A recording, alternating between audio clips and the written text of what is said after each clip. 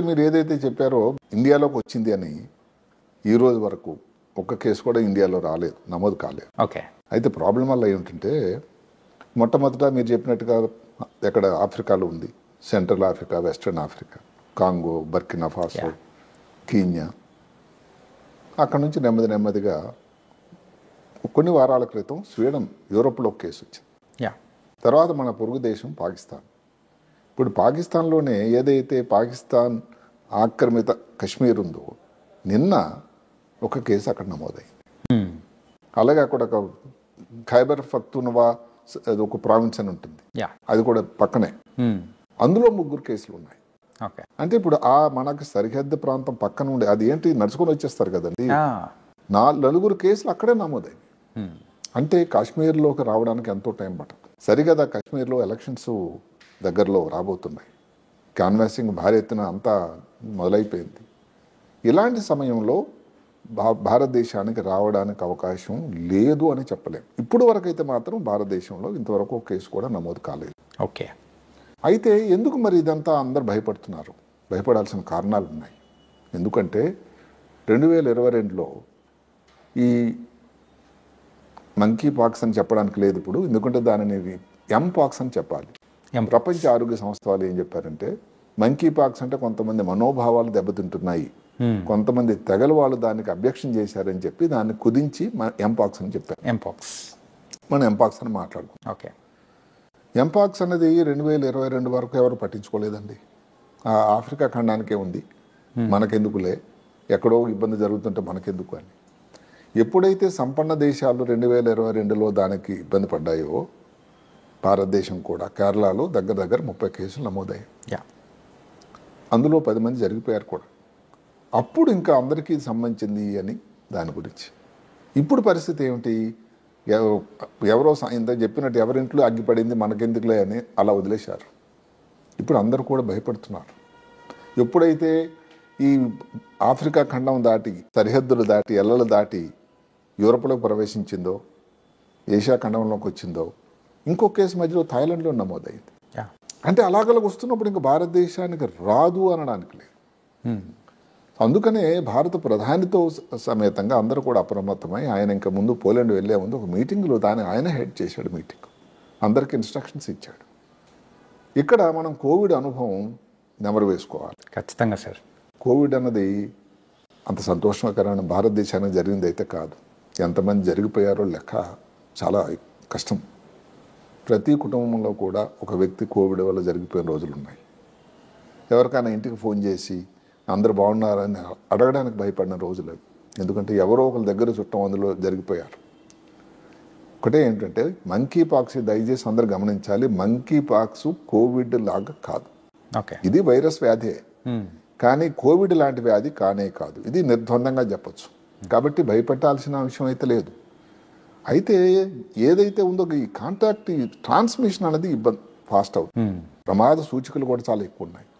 ఒక మాట చెప్పుకుందాం, దాన్ని క్లాడ్ అంటారు. ఏదైతే మనం దాని ముందు మనం కోవిడ్ టైంలో ఏమన్నాము, ఏ సంతతి అని. ఇప్పుడు క్లాడ్ అని దీనికి పేరు, మంకీ పాక్స్, ఎంపాక్స్ నిజానికి ఏంటంటే స్మాల్ పాక్స్ వైరస్ జాతికి సంబంధించింది, ఆర్థోపాక్స్ జెనస్. స్మాల్ పాక్స్ లాగే కొన్ని లక్షణాలు కూడా ఉన్నాయి. ఇప్పుడు 1958లోనే ఎక్కడో ప్రయోగశాలలోని మంకీస్లో గుర్తించారు. ఇదేదో కొత్త వ్యాధి కాదు. మొట్టమొదటి మనుషుల్లో కేసు అనేది 1970లో నమోదైందండి. అంటే అందరూ గమనించాల్సింది ఏమిటి, 70 నుంచి 2022 వరకు ఇంత మధ్యలో ఏ దేశానికి రాకపోవడం వల్ల దాని మీద చేతకన్ను వేశారు. ఎంతోమంది పాపం అక్కడ ఆఫ్రికన్ కాంటినెంట్ శాస్త్రవేత్తలు, ప్రజలు కూడా అయ్యా మా ప్రాంతంలో చాలా ఇబ్బంది అవుతుంది, మీరందరూ దాని మీద దృష్టి పెట్టండి, సహాయం చేయండి, ఏదైనా వచ్చి రీసెర్చ్ చేయండి అన్న కూడా ఈ సంపన్న దేశాలు చేతకన్ను వేశాయట. ఒక్కసారి 2022 వస్తే అందరూ కూడా నిద్ర నుంచి మేల్కొన్నారు. అమ్మో ఇండియాకి వచ్చిందే, కేరళకే వచ్చేసిందే, అది కాకుండా మిగతా దేశాల్లో కూడా వచ్చిందని. ఇప్పుడు పరిస్థితి ఏమిటి? ఇప్పుడున్నటువంటి ఏదైతే ఉందో క్లాడ్ 1B 2020లో వచ్చింది, క్లాడ్ 2B. దానికి దీనికి ఏమిటి తేడా మీరు అడగచ్చు. క్లాడ్ 2B అన్నది ఈ సెక్షువల్ కాంటాక్ట్ ద్వారా వచ్చింది. ఓకే.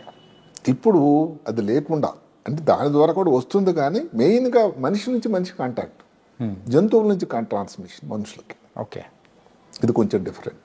అంటే ఈ ట్రాన్స్మిషన్ అనేది జస్ట్ అంటే ఇంట్లో ఉన్న వాళ్ళ నుంచి ఇంట్లో వాళ్ళకు వచ్చే ప్రభావం. ఎవరికైనా ఇన్ఫెక్ట్ అయిన మనిషి ఉన్నాడు, ఓకే, ఆయనకి ఏదైతే ఉందో ఈ బొబ్బలు, అసలు ఈ వ్యాధితో లక్షణాలు ఏంటి? ర్యాష్ రావడం కానీ బొబ్బలు రావడం. అవును. బొబ్బల నుంచి ఏదైనా రసిలాగా వస్తుంది, ఆ రసిలో వైరస్ ఉంటుంది. ఓకే, దాని ఇప్పుడు మనకు ఆ రూమ్లోనే కొంతమంది ఉన్నారు, ఆ బెడ్షీట్లు లేకపోతే ఈ బ్లాంకెట్లు అవే వాడుతూ ఉన్నారు, వాళ్ళతో దగ్గర తగిలింది, వీళ్ళకి రావడానికి ఆస్కారం ఉంది. ఓకే, ఇంకొక ప్రమాదం ఏమిటి? చిన్నపిల్లల్లో ఎక్కువ, 2022లో వచ్చింది, పెద్దవాళ్ళు ఎక్కువ వచ్చింది లైంగిక సంపర్కం. ఓకే, అక్కడ ఏమిటి? పాతకాలంలో వచ్చింది ఈ జననేంద్రియాలు ఏవైతే ఉన్నాయో ప్రైవేట్ పార్ట్స్లో ఈ రావడం బొబ్బలు, అదే కాకుండా బుధమ ఆ ప్రాంతంలో కానీ, గొంతుల్లో కానీ, నోట్లో కానీ, అలా. ఇప్పుడు ఎక్కువ శాతం వచ్చేది పామ్స్, సోల్స్లో. శరీరంలో మిగతా భాగాలు కూడా వస్తున్నాయి, ఎక్కువ ఈ ప్రాంతంలో. మరణాల సంఖ్య ఇప్పుడు ఎక్కువట. ఇది ఇప్పుడు ఈ క్లాడ్ 1B 10% రిస్క్ ఉంది, అంత ప్రాణాంతకం. అందువల్ల అందరూ కూడా వరి అవుతున్నది ఇప్పుడు ఇది. డైరెక్ట్గా వైరస్ వల్ల కాకపోయినా, వైరస్ వల్ల ఎవరికైతే సూపర్ యారిడ్ ఇన్ఫెక్షన్ అంటాం, లంగ్స్లో ఇన్ఫెక్షన్ వచ్చింది, బ్రెయిన్లో ఇన్ఫెక్షన్ వచ్చింది, దానివల్ల ప్రమాదం జరుగుతూ ఉంది. అందువల్ల ఇది గమనించే ప్రపంచ ఆరోగ్య సంస్థ ఏం చెప్పారంటే, ఇది ఇంటర్నేషనల్ ఎమర్జెన్సీ, హద్దులు దాటింది, ఇది public health concern of emergency, international emergency అని డిక్లేర్ చేశారు. అందుకని అందరూ కూడా ఇప్పుడు దాని గురించి మాట్లాడుతున్నారు, మనం అందరం కూడా. దీని లక్షణాలు అయితే జ్వరం. ఇప్పుడు ఒక వ్యక్తి ఆఫ్రికా నుంచి వచ్చాడు అనుకోండి, లేకపోతే ఎవరో చుట్టాలకు బంధువులకు వచ్చింది, మీరు చూడడానికి వెళ్ళారు హాస్పిటల్కి, అక్కడ ఆ వ్యాధి మళ్ళీ సంక్రమించినప్పుడు 1 వారం 2 వారాల నుంచి లక్షణాలు మొదలవుతాయి. జ్వరం, కాలు నొప్పులు, నడువు నొప్పి, కండరాల వీక్నెస్, అసలు నిస్సత్వం అయిపోవడం. అదే కాకుండా మెయిన్గా 3 వారాల తర్వాత ఈ బొబ్బలు వస్తాయి. చికెన్ పాక్స్ వచ్చినప్పుడు చికెన్ పాక్స్ చిన్నవి, స్మాల్ పాక్స్ రోజులు ఇప్పుడు మీరు చూడలేదు, నేను చూడలేదు, కానీ స్మాల్ పాక్స్ ఒకటి ఉండేది, చాలా పెద్ద పెద్ద బొబ్బల్లాగా వచ్చేవి, బ్లిస్టర్స్. చికెన్ పాక్స్ లో చిన్నవి, అది పెద్ద అంత ప్రాణాంతం కాదు. స్మాల్ పాక్స్ లో ప్రాణాన్ని కోల్పోయారు. అదే కాకుండా కంటిలో వచ్చినట్టు కంటిలో చూపు కూడా పోయేది. అదృష్టవశాత్తు ఎంపాక్స్ లో కంటిలో రావడానికి ఇంతవరకు దాఖలాలు లేవు. సో దీని లక్షణాలు వేరు. దీనివల్ల ఇబ్బంది వల్ల ఇన్ఫెక్టివిటీ చాలా ఎక్కువ ఉంది. అలాందువల్ల ఇప్పుడు గ్లోబల్ ట్రావెల్ మొదలైంది, ప్రపంచం అంతా ఓపెన్ అయింది, ఎవరు ఎక్కడి నుంచైనా ట్రావెల్ చేయొచ్చు. మీరు మా దేశానికి రావడానికని లేదు కదా, కోవిడ్ అంత కాదు కదా. ఇప్పుడు కోవిడ్ టైంలో ఇంకా ఫ్లైట్లన్నీ క్యాన్సిల్ అయిపోయింది, మన అమెరికా వెళ్ళాలంటే లేవు, సపరేట్ పర్మిషన్, ఇంకేదో దేశం వెళ్ళి ఉండాల్సి వచ్చేది. ఇప్పుడు అలా కాదు, ఎవరో ట్రావెల్ చేస్తున్నాడు. అందుకని భారతదేశం ముందు జాగ్రత్తగా ఏం చేశారంటే, ఒక గవర్నమెంట్ ఆఫ్ ఇండియా నుంచి NCDC, national centre for disease control అని ఒకటి ఉంది. వాళ్ళు కొన్ని నిర్దేశికంగా అడ్వైజరీ ఇచ్చారు. నిర్ణయం ఏమిటి అడ్వైజరీ? ఎయిర్పోర్ట్ దగ్గర లేకపోతే సీపోర్ట్ దగ్గర ఎవరైతే సిక్ పేషెంట్ వచ్చారో వాళ్ళని ఐసోలేట్ చేయాలి, వాళ్ళని ఐడెంటిఫై చేయాలి. లక్షణాలు ఉన్న వాళ్ళు కానీ సస్పెక్టెడ్ కానీ వాళ్ళని సపరేట్గా ఐసోలేట్ చేయాలి, టెస్టులన్నీ చేయాలి, వాళ్ళకి ప్రివెన్షన్ కోసం ఆలోచించాలి. అందరికీ కూడా చుట్టుపక్కల ప్రాంతాలకు అందరికీ ఇక్కడ కేసు వచ్చిందని అందరినీ నమోదు చేయాలి. అదే కాకుండా హాస్పిటల్ ఎక్కడెక్కడైతే ఉన్నారో ఇన్ఫెక్షన్ కంట్రోల్ మెజర్స్ తీసుకోవాలి అని ఇవన్నీ కూడా ఒక అడ్వైజర్ కూడా ఇచ్చారు. అదే కాకుండా ఒక 3 ముఖ్యమైన భారతదేశంలోనే నోడల్ సెంటర్స్ క్రియేట్ చేశారు.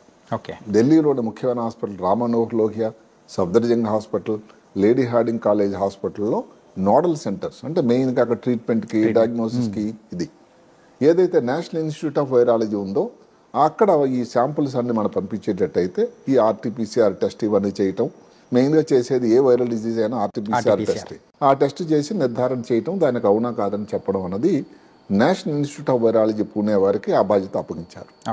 అక్కడితో ఆగకుండా 32 ల్యాబ్ భారతదేశం అంతా నెలకొల్పారు. అంటే ఎంపాక్స్ని గుర్తించడానికి ఉపయోగపడే పరీక్షలు ఉండేటువంటి అన్ని సౌకర్యాలు.